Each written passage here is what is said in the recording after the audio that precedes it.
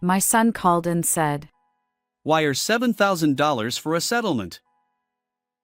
I was shocked by the call.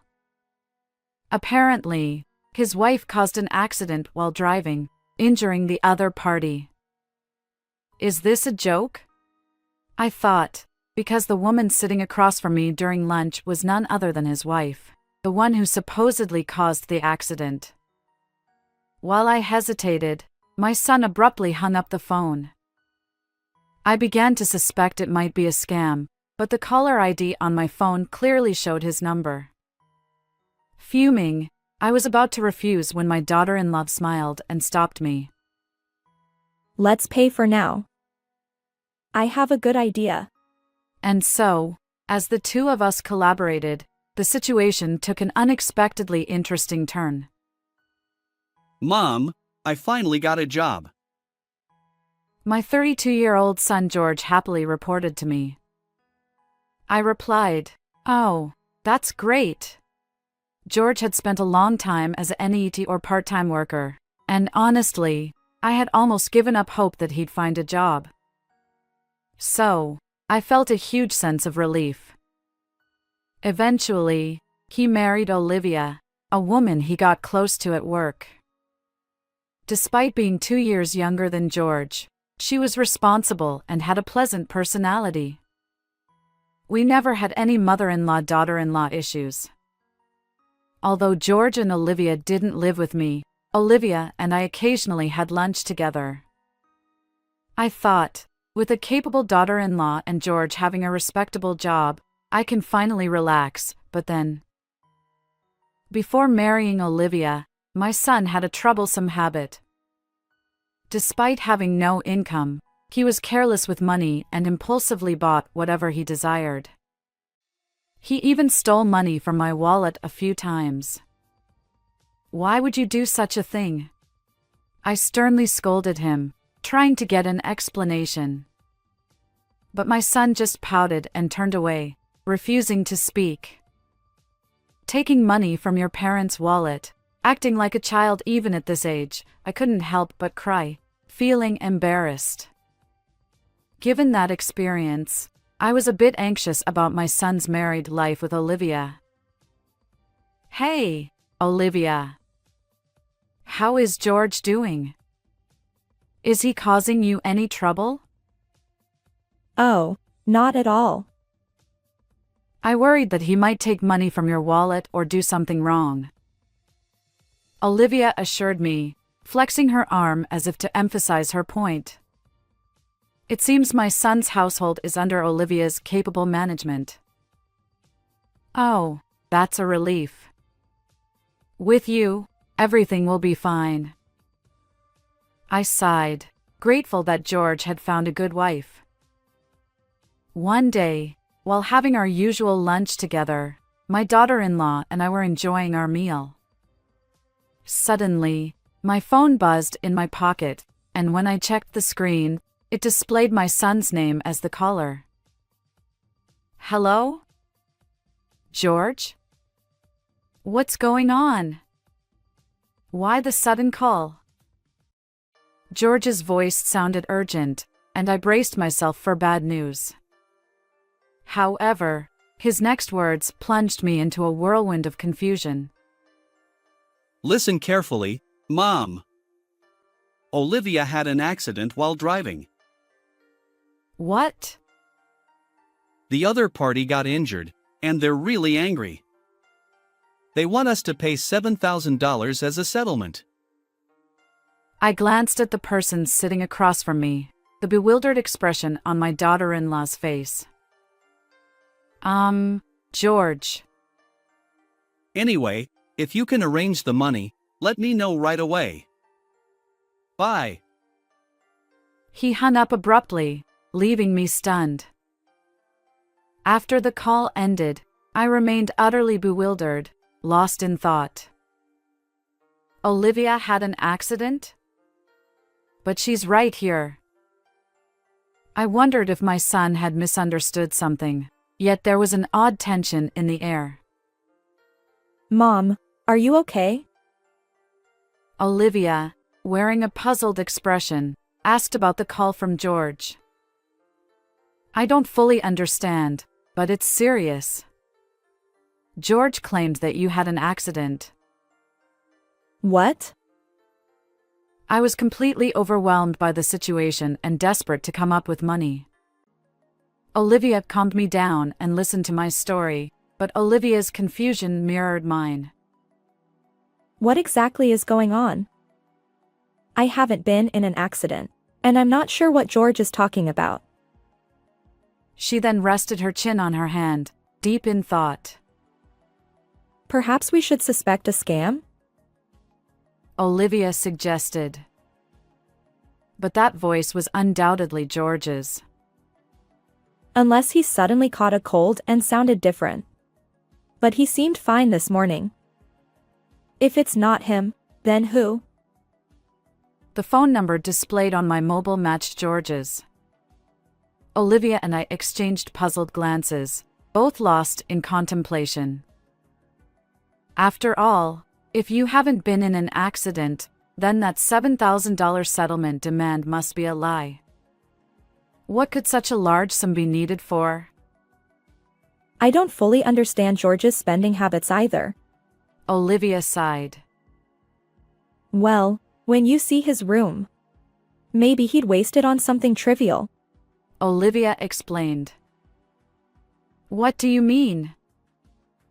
Olivia then shared details about George's recent behavior, and my anger flared up. George did that? Unbelievable. I won't stand for it. I grabbed my phone, intending to call George and give him a piece of my mind. But Olivia gently stopped me with a smile. No need. Let's pay first. Why? I've got a plan. Olivia said, her eyes twinkling. Hearing her revenge scheme for George, I couldn't help but grin. That sounds intriguing. Let's teach him a lesson. Exactly. It's time to put him in his place. Olivia declared. And so, Olivia and I joined forces, ready to leave George speechless. 3 hours later, I pretended to be deceived and called my son back. I've got the $7,000 ready. Let's meet in person for the exchange. Wait a minute. I said to wire the money. No, it won't work that way. Nowadays, banks scrutinize large wire transfers. It's more reliable to hand it over directly. Okay. Where should we meet? I specified the meeting location and prepared a paper bag with the $7,000. Sorry for the wait. My son appeared awkwardly, accompanied by an unfamiliar man. Who's this? I'm James. I'm the one his wife hit with her car. The man claiming to be the accident victim, James, had a rugged face with visible scars. However, those scars appeared old and not recent. Moreover, it was evident that he wasn't an ordinary person. George grinned, relieved. Good. You brought the money. George then demanded. Hand over that $7,000 to me. Before that, I have a question. I glanced between the alleged victim and George. Our apologies for any inconvenience caused by Olivia. Could you provide details about the accident? Come on. Does it really matter? It does. We might be eligible for insurance compensation, and we need to understand what happened. James narrowed his eyes at me, looking annoyed. Look, I was suddenly involved in the accident, so I don't remember the details. Yeah, I wasn't with Olivia, so I'm not sure. Isn't that strange? How could both of you know that she caused the accident in that state? I placed my hand on my hip and tilted my head, feigning curiosity. Wait, could it be that surveillance cameras or dash cams captured the incident? If so, could you show me the footage? Listen, lady. You've been nagging incessantly. Are you suggesting I'm lying? The self-proclaimed victim's low voice carried a threatening tone. Although I felt fear, I couldn't back down now. I don't want to assume you're lying. I'm simply asking for evidence if you have any. Summoning my courage, I continued to lock eyes with James. In the midst of our standoff, my son interrupted our conversation. Mom, stop it. Enough. Just hand over that $7,000. His face clearly showed fear. Yeah, right. There's no evidence. After all, I didn't cause any accidents. Then, George was utterly shocked by the appearance of someone. Olivia? Why are you here? I didn't mention it, but when you called me, Olivia was having lunch with me. George stammered. That's absurd. I didn't hear anything. As my son retreated nervously, both Olivia and I closed in on him. Why lie and make your mom prepare $7,000? The jig is up. Surrender. We decided to present evidence to corner him. Actually, Olivia and I went to their house together to uncover George's misdeeds. While my son was away, we searched his room and found evidence of various wrongdoings. First, this is a loan agreement for debt. It stipulated that if he didn't repay the borrowed $7,000 within a month, he'd have to pay additional delay damages. However, the amount was substantial and not from a reputable financial institution. So, I turned my attention to the person next to George. She wasn't involved in any accident. So, who are you? James chuckled. Heh, guess I'm caught. As expected, the man claiming to be the accident victim was actually a debt collector who had lent money to my son. James explained. Your son asked for my help in securing the $7,000. Pretending to be the victim seemed like a good idea, but it's clearly not working. While James found it amusing, my son looked apologetic and shrank back nervously. So, you already know why your son borrowed $7,000, right? Yes. When I saw my son's room, I was speechless. I showed a photo of George's room taken with my smartphone. The room was filled with an overwhelming number of anime character dolls. I searched the price on my phone, and I was shocked. Figures can be so expensive. Among George's belongings, there were high-priced items exceeding $700. We also found receipts from when he purchased the figures, which served as evidence.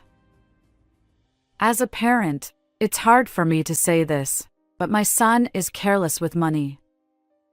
His salary is entirely managed by his wife.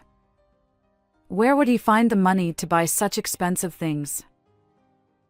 If he stole from my wallet, I'd slap him immediately.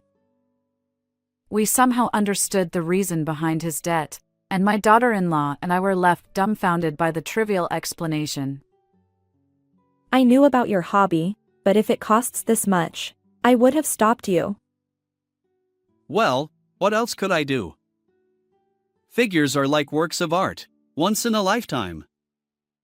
If you don't buy them at that moment, you might never get such rare items. Olivia glared at our son with a mix of surprise and anger. George, on the verge of tears, desperately tried to justify himself. I understand that feeling. So, you'll forgive me, right? With that $7,000, I can finally be free from debt. But George, borrowing money from questionable sources and making reckless purchases can lead your life astray. After delivering my message, I tossed a paper bag at George. He caught it, and as he checked the contents, his eyes widened in shock. What's this? Just newspaper cut into the shape of bills? I'm not that kind-hearted to prepare $7,000 when I know I'm being deceived. James chimed in, amused. Well, well, things have taken a turn. So, George, isn't this a different story? George, holding the newspaper-made bundle, looked pale and bewildered. Hearing James's smug voice, he trembled. Olivia was furious with my son too.